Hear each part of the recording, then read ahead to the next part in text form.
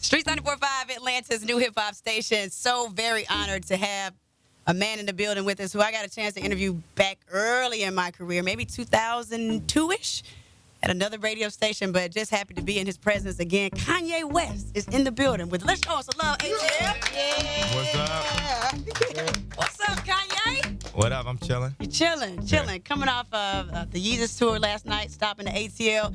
The energy was incredible. What was it like last night for you, being back in the A? Man, it was just so much love. It was the best show I had so far on the tour. And everybody seemed to respond not only just to the music, but the visuals also. Right. Like it felt like everybody just appreciated the amount of work that we put into it. Why do you feel like it was the best so far? Just because of the energy from the crowd, or just how you felt, or? Yeah, how I felt. I've been tightening up. I grow as a performer every night and learn more from the crowd, and the crowd just receive the records. And the longer and longer people sit with the records, especially as abstract as Yeezus was when it first dropped, the longer and longer people have it, the more they like it. So it's the crowds respond, better and better every night. Right. So when you sat down for the concept of the Yeezus tour, was it just like you and your crew, or was it just you? I want this, I want this, I want this, I want the mountaintop, I want to bring Jesus out. What was it like for you during the process, the creative process? That's a really good question, because that's what we do at Donda. We sit down with like 12 people, and really, people from all different walks and creative backgrounds. So it might be a performance artist, a choreographer, a visual artist, a pastor. Everybody will sit there and talk it all the way out the storyline. Redrawing the mountain architects. There was multiple architects that worked on this. So that's the reason why it's innovative, and the shapes are very iconic, even though it can look like a mountain or a glacier or a pyramid. And I wanted it to be able to, morph visually between those, throughout the show, because it's just one set. So how do you make one set that doesn't, get boring to people? Right. And, I, for the majority, use the big screen just for the sky. You only see my face on the screen one time. That's like during Jesus Walks. Right. Yeah. So Kanye West is in the building with us right now. Go ahead, Jazz. Do you ever get nervous before you go on stage? No. Ever? Yeah. Well, I mean, I'm on stage now. This is a stage I'd be more nervous is the radio stage than to be like, I'm looking at all this right here. I'm like, oh, y'all just starting off slow. You can loosen up. We all right. We are not gonna bite you. We're not gonna hit you over the head. We're good. Yeah, but life is a stage though. Yeah. You're constantly on stage. Yeah. Kanye West. At least I get to wear a mask on that one. Yeah. So speaking of, the whole radio thing, do you feel like there's a difference between white media and black media when it comes to when people sit down and have interviews with you? Well, I think that black people are less afraid to ask certain type of questions. Okay. The white men, they're not gonna ask me. They just haven't even seen. They don't even know what this is, and you know what I'm saying. They're just like, look, we just want to get these ratings right quick. We don't want to offend you in no type of way. Right. Yeah. So yeah. Well, I mean, I feel like as a radio personality, I want artists to keep coming back. So I don't do the whole. We're not really into the whole shock jock thing. Yeah. We don't do that because we respect the artist. But we are gonna ask the appropriate questions that the people want to know. Especially like my question would be, a celebrity of your caliber, do you ever get physically and emotionally drained from all the media and all the negative criticism? Like, how do you handle that? Like it definitely isn't built, or everybody's not built to be in this position, especially to have a mission that goes past the idea of like even just personal comfort. Right. Because of course, like, yeah, I made enough to have like what the American dream would classify as personal comfort, but to me, it's not about the American dream. It's about my dreams. Right. And as a creative, success to me is being able to get your ideas out. So I've had plenty of, I have ideas that I can't get out. They're just too big, even for me. And this is something I've been trying to explain to people. So when I say Disney, like, they can go and spend $2 billion on a cruise line. They're like, okay, we want to do cruise lines, and they can make it. That's something I can't do. If that was one of my ideas, I could not make that on my own. And I got a lot of ideas that are equally as dope as the Yeezus tour, if not better, that just as many people will go to. And what I've been doing is trying to sit down with people that are currently in a higher position of power and asked for the opportunity for them to look at the Yeezus tour as like my demo tape. Right. Like I'm still the same way when somebody run up to me, give me a demo tape, like please, I want to rap. Right. And Yeezus is like a demo tape to Walt Disney.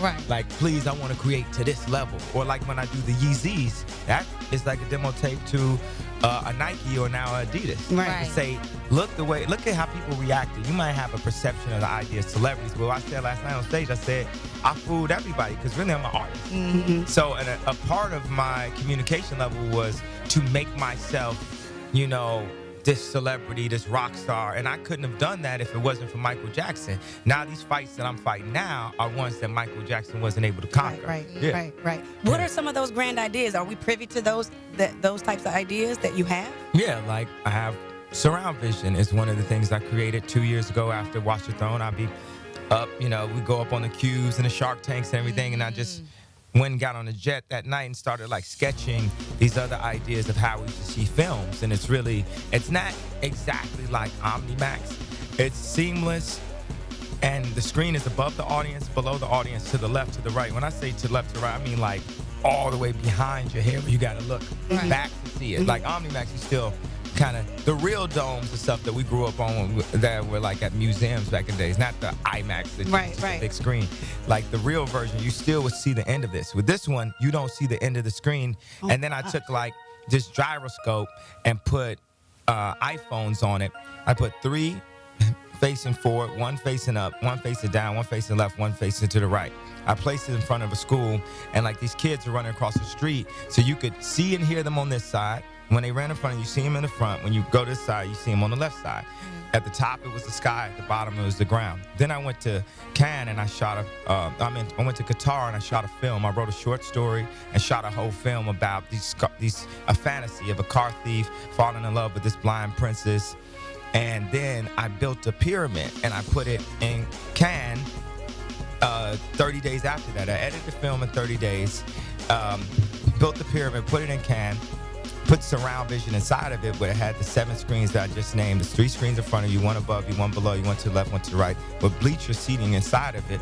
So we had this one scene where these Lamborghinis were driving. We played Lamborghini Mercy. At that time, we had just brought out Mercy, and I got standing ovations. And at the same time, I did my second fashion show in Paris where Puff, Kim, Anna Wintour, Ricardo Tisci, everybody came.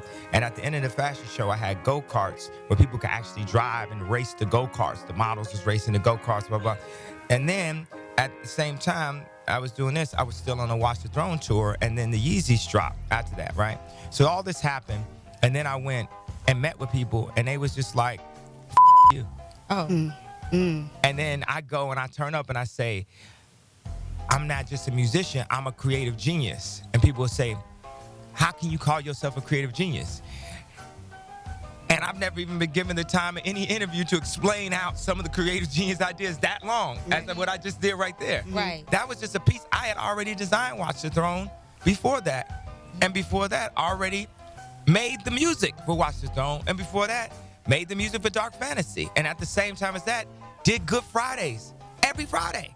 Dropping a song every Friday, meaning like there's some people that's turned to that level of creativity with that amount of output. You know, like when Wayne literally had like 78 songs in 1 year, or 2 Chainz, 100 verses in 1 year. But my ideas are like the Yeezus tour. But in order to do the Yeezus tour, I had to get an advance from AEG and be able to put it together. It costs a certain amount. The stage costs, you know, like $5 million or something like that for the entire of it. Wow. And then, yeah.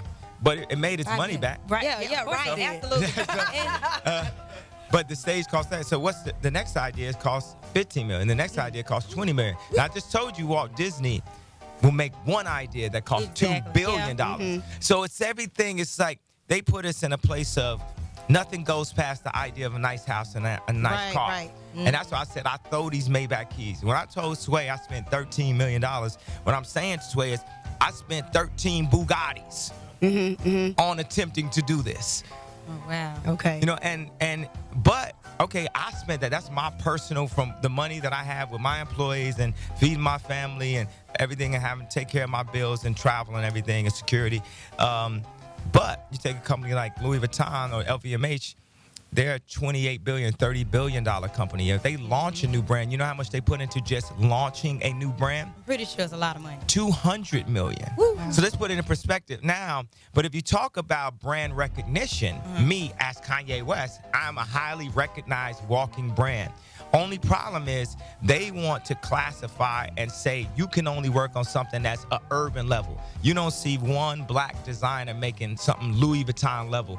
That one moment when me and Pharrell got to break in, that was a glitch in the matrix. They would do everything to stop that and now not allow that to keep happening. I feel like Atlanta really understands, and people understand, is that even when I'm doing stuff that seems less traditional or more crazy or something that people wouldn't traditionally do, understand that I'm inside of it. So I'm fighting from inside. I'm inside the TV. I'm inside the interviews. I'm inside the factories. I'm sitting at the factory in Italy that made this Margiela sweater, begging for a shot for them to make it because I know that those are the best paints. If I'm an artist, I don't want to paint in watercolor anymore. I want to paint with oils now. And what they saying is because you black, because you straight, because you're a musician, because you consider to be a celebrity, rapper, American, whatever, you're not allowed to paint with these oils. These are the only people that can paint with oils over here. So do you feel like they're like blackballing you as far as these big corporations because you are on a rant or motivational speeches about them, you know, not meeting with them, such as the Louis Vuittons or the Google chairman? Do you feel like they're blackballing you from the fashion industry? Yeah, they can't. No, if you got black balls, you already blackballed from the fashion industry, period. That's what I'm saying. What's the worst could happen? I not do another shoe? You know what I'm saying? How long ago I did them Louis shoes? You think I didn't want to do more? How many designs you went in asking for the Dons and stuff, and then they had like a knockoff of it? Right. I just wanted to create more. You know what I'm saying? I made money on that too. You know what I'm saying? When I say feed my family, I mean I want to be able to feed my family forever, for generations. And I want to do anything I want to do creatively and be able to make money off of, because I'm valid to do that. Right. What else makes you happy outside of being able to see your dreams come to fruition, outside of your family? What makes Kanye happy? Those two things. Those two things. My family and seeing my dreams come into fruition. That's good. How have you changed? Seeing your baby girl's eyes, how have you changed as a man? That's a big question that, a strong question that people ask. And I'd have to,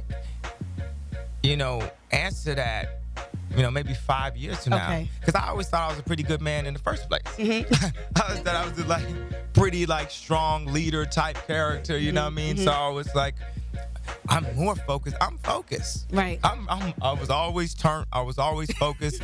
I always knew exactly what I wanted. I always wanted a family with Kim, and my mother always wanted to have a granddaughter. So Kanye, what do you do on with your spare time? Like nothing musically. I know you play with your daughter, but besides that, what do you do on your spare time? What does Kanye do on a day off? I enjoy thinking. Just imagining, creating. I enjoy learning about furniture. I enjoy talking to inspiring people, like sitting down, have a 3-hour conversation with Elon Musk. And he's, telling me about, the Hyperloop and, showing me SpaceX and showing the first rocket ship that can actually land, and his plans of somehow going to Mars one day. I enjoy I just getting inspiration, visiting the Pixar studios, visiting Disney Imagineering. I enjoy it to a certain extent. I enjoy it up to the point where they tell me, you can't touch it, you can't play with it. I remember when I was a little kid, I saw a Lamborghini Countach, and that was my favorite car. And I saw it in real life, and I just wanted to touch it. And the dude told me I couldn't even touch it. I was going to break it if my small baby black hands touched that white Lamborghini. And I was and then, years later, my girl got me a Lamborghini for my birthday. So when I look at, Pixar, the whole studio, and they say, look, but you can't touch it. I'm going to have my own Pixar studio. Yeah. Don't tell me what I can't do. Yeah. Absolutely. We cannot wait to buy your adidas collection. What's going to be called Yeezy? It's not Yeezus. Yeah. Yeezus. But no, Yeezys. Yeah, Yeezys. By adidas. And also, it's women's wear too. It's like Yeah, workout wear. It's a bunch of yeah. Okay, so cool. I don't design in like a way that, okay, this is my opinion on fashion or something. It's not even about fashion. It's about let me look at, I'll just look at like some workout tights or something that my girl wears, and she'll be like, see, I like these ones better because it supports her ass better, blah, blah, blah. And it's like, it's real. We need But I don't need that. Jazzy and Kim can do that, but what about the girls with lack thereof? Sorry. Sorry. Come on, Kanye. I ain't got all that. Sorry. Maybe we could design some tights that come with the ass. I ain't got all that ass. I got one question, comedian Ronnie Jordan. I was just wondering, what is Jesus's per diem? Like, what does he have on his rider? What does Jesus get paid? What can you pay Jesus? What does he have in his green room? That's what I want to know. What Jesus eats? What does Jesus pay? White Jesus. I don't know. I don't really handle that. But one thing I wanted to say, I know sometimes I get flack for calling myself a creative genius, because I guess it's improv. I guess it's like if a girl is super beautiful and she says, I'm the most beautiful. I guess it sounds awkward to people like that or something, or like arrogant or something. But one thing about Yeezus is Jesus can recognize Jesus, meaning that I can recognize a higher talent, a higher power. I'm just a part of the conversation. I'm not the head of the conversation. I'm not the bottom of the conversation. I'm just giving my suggestions here and there. Kanye West, thank you so much for stopping by. Definitely appreciate you, and continued success on everything. Thank you very much. You're welcome.